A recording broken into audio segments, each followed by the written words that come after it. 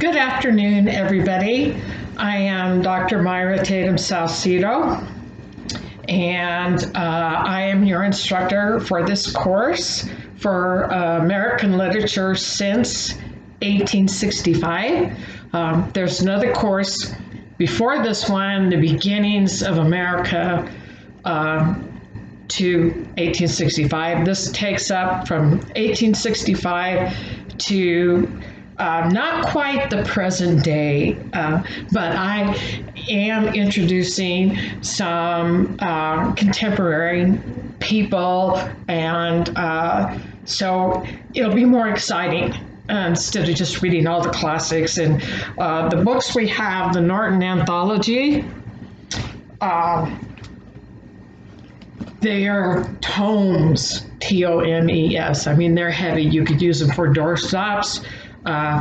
Be very glad that you're not walking around campus with any of these in your backpacks. I would make sure to have one book at a time if you were doing that, because I wouldn't want to carry all these books myself. They're considered the gold standard, Norton Anthology, American literature. And there's other anthologies. An anthology is a collection of works. So we start with, what's the letter? 1865 and 1914 it will be the purple one, and these are all the 9th edition. You should get the 9th edition no matter what you do, because the page numbers will be different otherwise, and I might put some page numbers in here. The other people who designed the course did not do that. It's a collaboration. I worked with other teachers on designing the course. And the other book that you need is Heroes and Saints and Other Plays by Cherie Moraga. And this is a bit of magical realism, which means it's a little bit beyond reality, and you have to have some suspension of disbelief and just buy into it. And there's a picture of the author on the back. She is self-described as a Chicana and came from that time period where people were Chicana and Chicanos instead of Latinos or Latinas.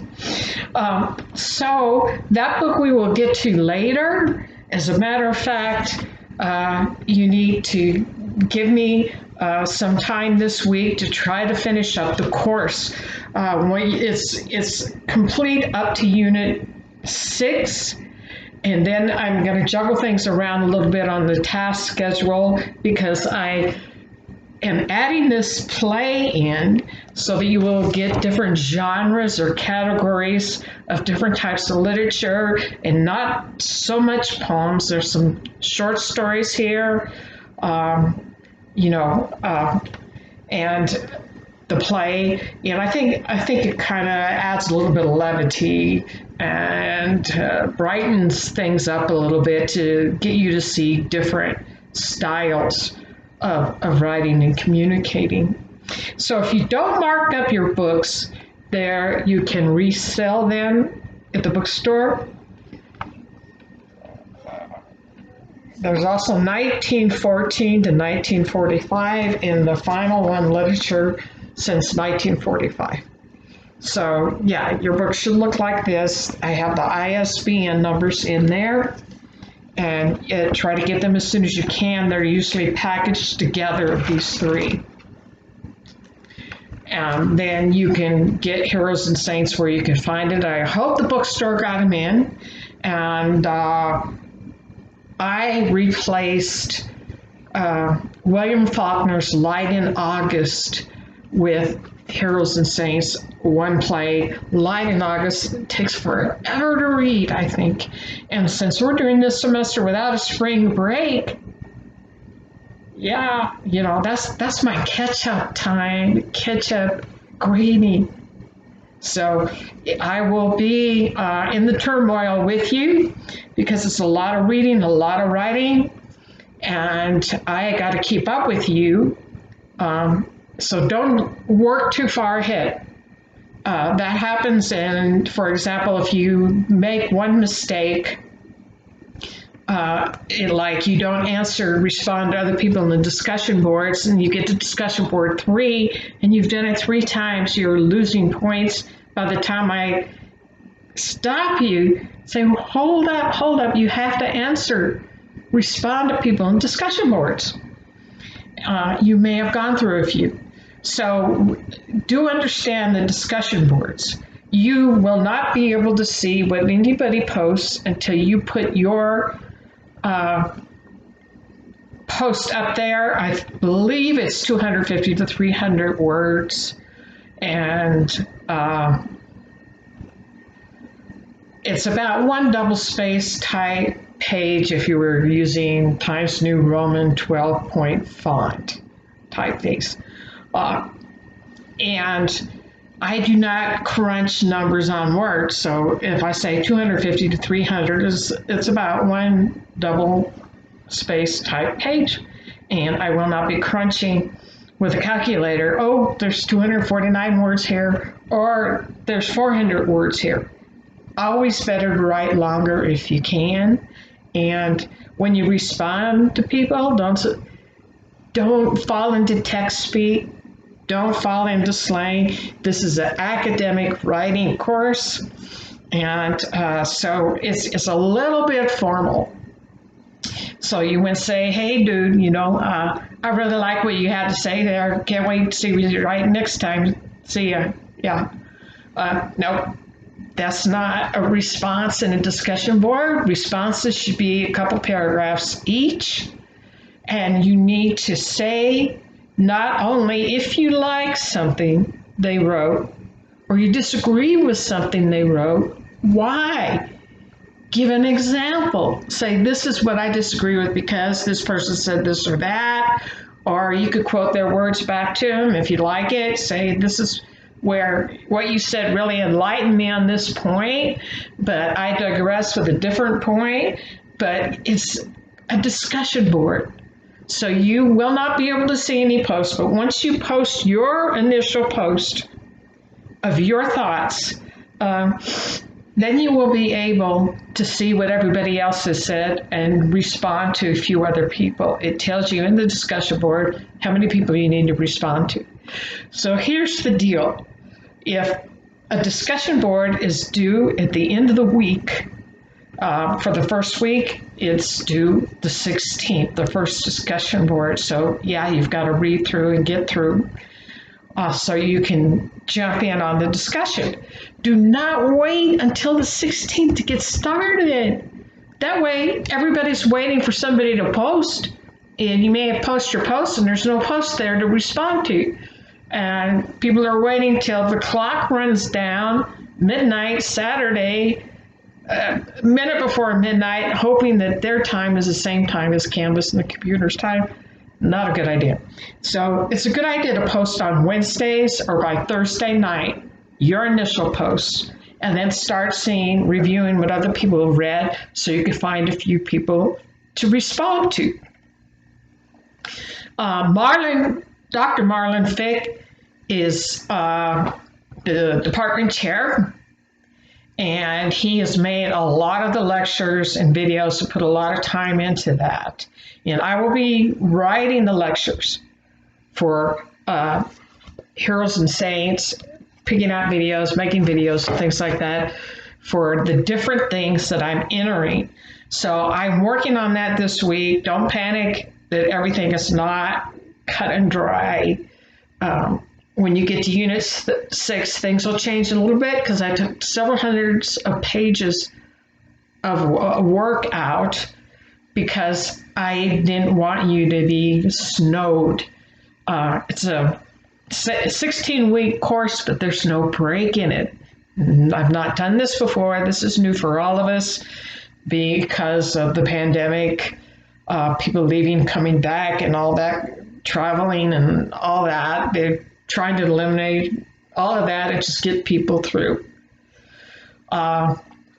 So you will see Dr. Marlon Fick in the videos, most of them, but I will get snapping on finishing your task schedule so you know exactly what you have to do, which will be 2 major papers, discussion boards every week, a midterm and a final exam, and I will give you a study guide previously to the midterm and the final exam, tell you this is what you need to know.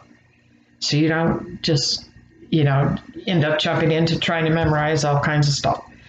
I'll be, very clear on what authors you need to look at, time periods, and what you need to know about. So it's a lot of reading, a lot of writing. It's a writing-driven course. And don't panic. Don't panic. I am Dr. Salcedo. If you're a native speaker, it's Salcedo. If you're Texan, it's Salcedo. So I'll answer to anything. I'm giving you my cell phone number in the syllabus. Just text before you call in case I'm on another line in a video conference or in a meeting, because I am snowed with everything. I have 4 online classes and a lot of students and a lot of needs. So also email me in Canvas first. And if you can't do that, my outside email is on there. If you get into Canvas and you get stuck trying to submit a work or something like that, there's a long gray ribbon on the left side of the screen. At the bottom is a question mark. Hit that question mark for help. You will get a live person in Canvas 24/7. They are around. They will chat with you. They'll talk with you on the phone. They'll walk you through it. One thing you need to know is Canvas does not like Google Docs at all. It rejects it. You shouldn't take quizzes on a cell phone.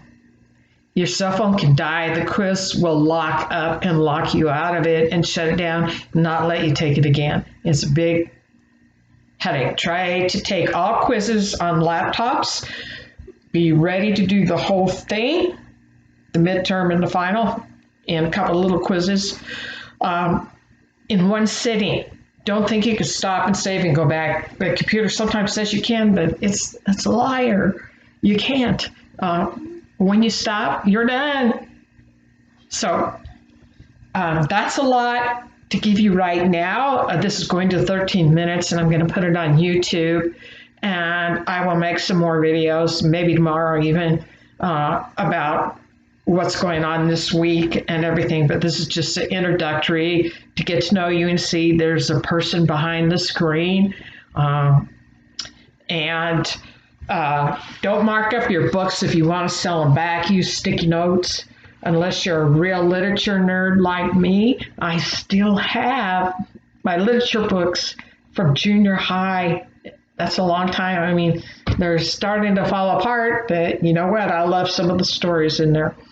So anyways, good to meet you all. Do not hesitate to shoot me an email if you don't understand something.